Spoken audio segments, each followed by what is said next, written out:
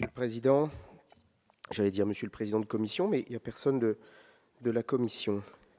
Monsieur le rapporteur, Madame la Ministre, chers collègues, je suis heureux que nous soyons réunis aujourd'hui pour tenter à nouveau de trouver une solution au démarchage téléphonique abusif et frauduleux.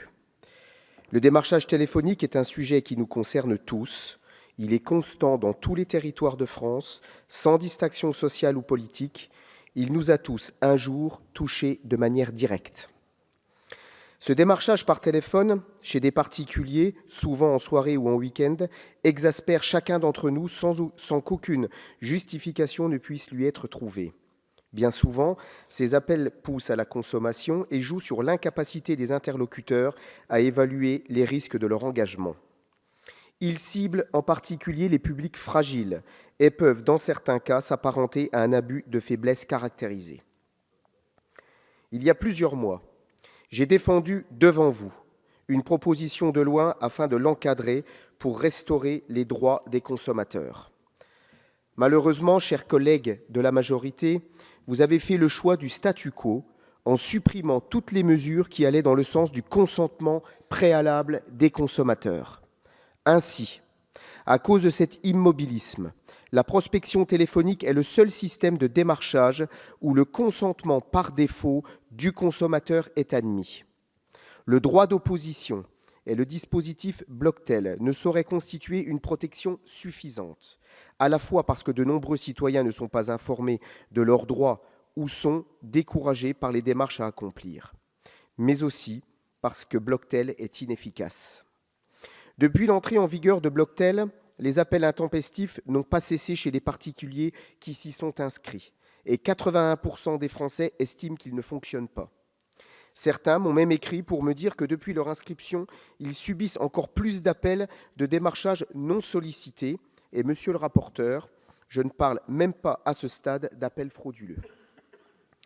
Avec mes collègues du groupe Les Républicains, nous voulons garantir à nos concitoyens le respect de leur vie privée. Nous estimons que les consommateurs devraient pouvoir ne plus être importunés chez eux contre leur gré et ne plus être assaillis d'offres commerciales qu'ils n'ont pas sollicitées. Nous ne demandons pas l'interdiction du démarchage téléphonique. Nous savons bien que pour les petits artisans qui s'installent, il est indispensable de pouvoir prospecter pour se faire connaître et trouver des clients. Mais le démarchage agressif des call centers, ces plateformes dont les salariés subissent une pression insupportable, n'est pas tolérable. Les députés de la majorité avancent 100 000 emplois à protéger. Mais il n'est pas encore établi que ces emplois sont basés en France, ni qu'ils ne pourraient pas être réinventés. En commission, notre collègue Ruffin a très justement rappelé que les Français aimeraient avoir des services après-vente plus accessibles.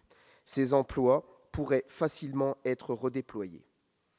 Par ailleurs, le modèle économique des entreprises de démarchage sera renforcé si les appels visent les consommateurs les plus réceptifs, ceux qui consentent à être appelés ou à décrocher, et les retombées sur les ventes ou les conclusions de contrats seront bien supérieures. Je salue votre initiative, monsieur le rapporteur, concernant la lutte contre les appels frauduleux. Vous avez par ailleurs repris les sanctions prévues dans le cadre de ma proposition de loi adoptée le 21 juin dernier, et c'est une bonne chose. Pour autant, vous n'allez pas assez loin. Vous voulez seulement encadrer le démarchage téléphonique, là où il faudrait lutter contre les abus.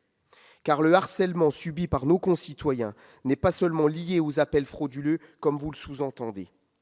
En commission des affaires économiques, je vous ai alerté sur l'importance d'inverser le paradigme pour passer d'un droit d'opposition à une obligation d'autorisation. Il est en effet indispensable que de manière préalable et explicite, les consommateurs consentent ou pas à être démarchés à des fins de prospection commerciale.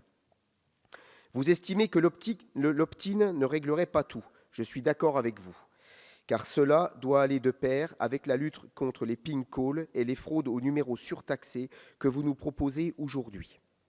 L'un sans l'autre ne permettrait pas de garantir à nos concitoyens la tranquillité à laquelle ils aspirent dans leur intimité familiale. Le principe du consentement préalable prévaut sur les messageries électroniques comme pour les SMS. Je propose de l'étendre aux appels téléphoniques. Certaines personnes consentiront à être démarchées, comme d'autres consentent aujourd'hui à recevoir des propositions par courriel et SMS parce qu'elles y voient un intérêt. En tout état de cause, il restera toujours d'autres moyens de prospection et de démarchage que ces appels non sollicités. 11 États membres de l'Union européenne ont fait le choix d'un système d'accord préalable, et cela fonctionne très bien. L'Allemagne, par exemple, comparable à la France en de nombreux domaines, a choisi ce principe. On ne peut pourtant pas dire qu'elle ne cherche pas habituellement à protéger ses entreprises. De la même manière, il n'est pas normal que les personnes concluant un nouveau contrat auprès d'un opérateur de téléphonie donnent par défaut leur accord pour le démarchage au moment de la signature du contrat. À l'heure actuelle, l'acheteur est seulement informé de son droit à s'inscrire sur une liste d'opposition au démarchage, mais ne peut refuser que l'opérateur utilise ou vende ses coordonnées à des fins commerciales. Vous n'en parlez pas dans votre proposition de loi, alors que c'est un vrai sujet qui mérite d'être débattu. La charte des bonnes pratiques que vous proposez est une bonne idée si son non-respect est assorti de sanctions. Mais il semble que le gouvernement s'oppose à cette charte. Je suis curieux d'en connaître les raisons. J'espère en tous les cas, chers collègues, qu'aujourd'hui, contrairement à ce qui s'est passé le 21 juin, c'était un autre anniversaire, la majorité ne restera pas dans des postures dogmatiques, mais que nous accomplirons la mission pour laquelle nous avons été tous élus, la défense des droits de nos concitoyens. Je vous remercie.